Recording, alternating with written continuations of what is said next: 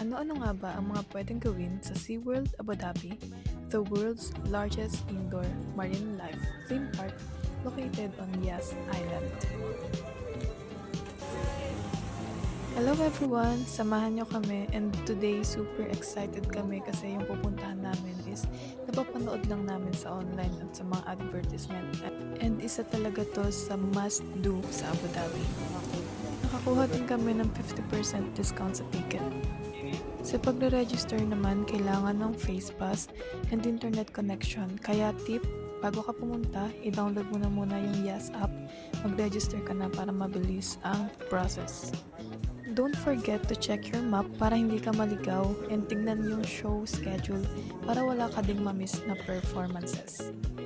Dito mo may experience yung 8 immersive ocean realms, One Ocean, Abu Dhabi Ocean, Endless Ocean, Tropical Ocean, Rocky Point, Micro Ocean, at Polar Ocean, kung saan makikita mo ang iba't ibang marine animals up close.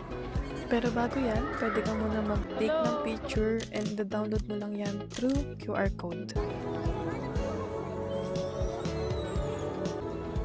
Sa Rocky Point, makikita mo ang mga coastal animals tulad ng sea lions, at dito rin ginaganap ang Sea Lion Show na sobrang entertaining at nakakatuwa. Sa Micro Ocean, dito naman yung fun and adventure zone. May mga thrilling rides at interactive attractions. Sobrang perfect nito para sa bonding niyong magpapamilya. Acted at the swim through. Oh, but where did I leave my hat? Dito naman sa Tropical Ocean, makulay at buhay na buhay ang paligid. Coral reefs, colorful fish, at warm water sea creatures na sobrang relaxing tignan. Sa Endless Ocean naman, isa ito sa pinaka-highlight ng SeaWorld. Dito mo kasi makikita yung massive aquarium tank na puno ng sharks, rays, at malalaking isda na parang nasa ilalim pa talaga ng dagat.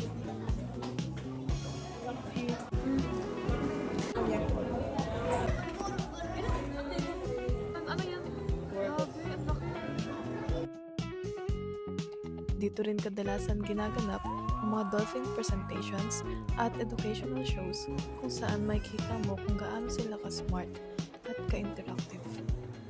Dito naman tayo sa Polar Ocean. Ito yung malamig na world ng Arctic at Antarctica.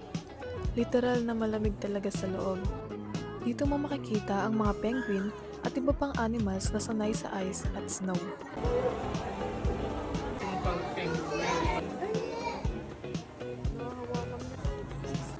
Sa Abu Dhabi Ocean, makikita mo yung marine life na inspired sa local waters ng UAE.